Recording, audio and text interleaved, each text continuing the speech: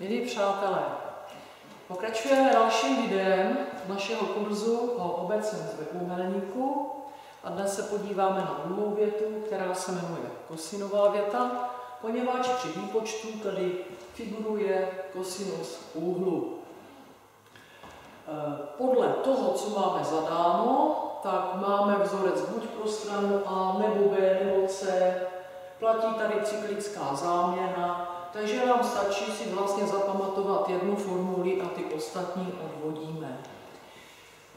Jedna praktická poznámka na úvod, protože za chvilku sami uvidíte, že pro výpočty je jednodušší věta sinová, takže přednostně, pokud mohu použít sinovou větu, tak ji použiju.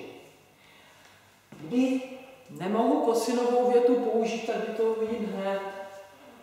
Představme si, že máme zadány 3 strany trojúhelníku. To znamená něco, co bychom konstruovali podle věty SSS.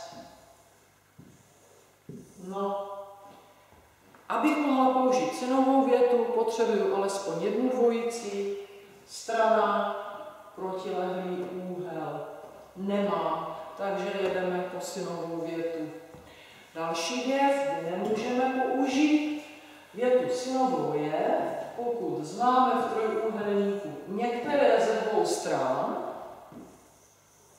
a úhel je mi sevřený. Čili něco, co bychom nazvali věta SUS při konstrukci, protože nemáme ani jednu dvojici úhel protilehlá strana. Buď znám stranu, neznám úhel, nebo znám úhel a znám stranu. Takže jdeme na věc. První úloha, které se budu věnovat, je tady následující. Znám dvě strany a úhel, právě přesně to, co jsem teďka smazala, takže si to můžu zase nakreslit s úspěchem. Takže známe, dejme tomu, známe stranu A, nejdeme vidět červenou, známe stranu B, a úhel gamma. Protože mám řešit stranu C, použiju tady ten poslední zápis pro můj výpočet. C na druhou rovná se A na druhou plus B na druhou minus 2AB kosinus gamma po dosazení 2 na druhou plus 3 na druhou minus 2 krát 2 krát 3 krát kosinus 60 stupňů. No a po dosazení dostanu 4 plus 9 minus 2 krát 2 krát 3 krát 60 kosinus rovná se. A dostávám, že C na druhou, promiňte, je 7. A z toho plyne, že C je teda odmocnina ze 7, jednotkou jsou centimetry. Bývá zvykem nechávat to plně zapsáno jako odmocninu, kdo chce, ať si učí, kolik je odmocnina ze 7. Není to žádný problém.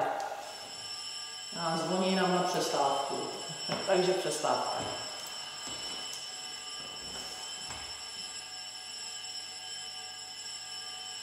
Další úloha je otočená naopak. Budu znát strany a mám vypočítat úhel. Příklad nadmíru poučný. Zadání zní, pomocí kosinové věty rozhodni, zda trojúhelník po stranách. 4, 3, 6 je tupoúhlý. První slovo do rvačky. Vy šikovnější byste hned měli vědět, že to po úhli je. A jak pak na to? No přece jsme se učili při probírání Pythagorovy věty, že existují tzv. Pythagorejské trojúhelníky, které jsou pravoúhlé, tedy platí pro ně Pythagorova věta a mají celočíselné délky všech stran. A první a nejmenší z nich je přece trojúhelník o stranách 3, 4, 5. Vidíte.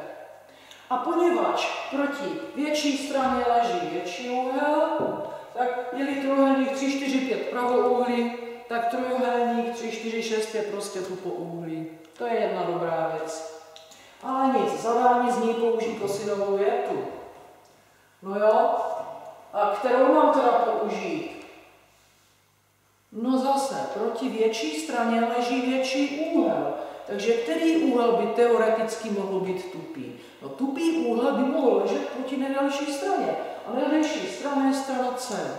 To znamená, použiju formuli zase tady tuto shodou okolností, tu samou. Takže jedu C na druhou, C rovná A na druhou, plus B na druhou, minus 2 AB kosinus gamma, ale v našem případě počítám tu gamu, ostatní znám, dosazuji.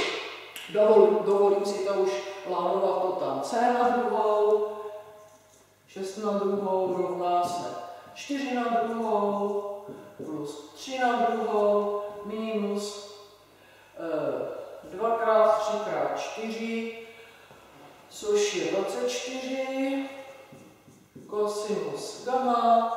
Když to všechno převedu, tak dostanu, prosím vás, už to dělám skoro z hlavy, jo? Takže dostanu, že 24 kosinus gamma rovná se, a když to převedu sem, tak mám 25 bez 36 a dostávám minus 11. Vydělím 24 a dostávám kosinus gamma je minus 11/24. Ptali se nás, jak je ten úhel velký? Neptali. Ptali se nás, je tupouhlý? Vy šikovnější z vás, prosím vás. Máme probranou jednotkovou kružnici, opakuji, jednotkovou kružnici. Ty šikovnější z vás se podívají tady na to číslo a řeknou, je to tupý úhel, takže třeba paní Hegerová, kdo mi vysvětlíte, proč dostanete jedničku. No, ale já to teda dopočítám. Minus 11 děleno 24 je teda minus 0,458, to je hodnota funkce kosinus, najdu úhel a dostávám, že gamma zaokrouhleno je asi 117 stupňů. Což je tupý úhel, takže úkol jsme splnili. Pomocí kosinové věty jsme vypočítali největší úhel a ten je tupý. Prosím pěkně, a zase sami vidíte, brali jsme jednoduchá čísla, tohle všechno šlo počítat z hlavy. Podívejte se, práce opravdu bez zesporu jako na kostele, takže pokud trochu můžu, budu používat, jak už můžu, budu používat synovou větu, poněvadž je daleko jednodušší pro ty češky na výpočty. A to jsme ještě nedělali škaredá čísla. Opět opakuji, co bude zapotřebí, pověsím jako přílohu do 10. hodiny, jinak vám přeji hezkou distanční výuku a nashledanou.